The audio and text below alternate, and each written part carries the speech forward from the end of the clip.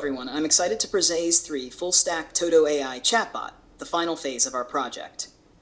In Phase 2, we focused on building the core backend and front-end functionalities, creating, updating, deleting, and listing tasks on our Todo dashboard. Everything worked perfectly as a standard full-stack application.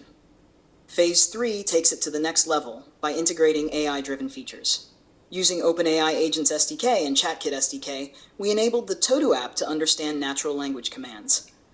I also built an MCP server with the official MCP SDK, allowing AI agents to manage tasks autonomously using the tools we implemented.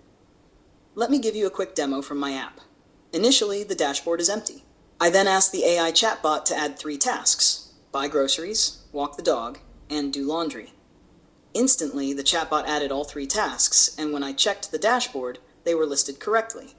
This shows the seamless connection between AI commands and real-time task management. With this phase, we've created a truly AI-native full-stack application. Users can now interact naturally with their tasks, making management smarter, faster, and more intuitive. This completes our project journey, from basic CRUD operations to a fully AI-powered Todo management system. Thank you. If you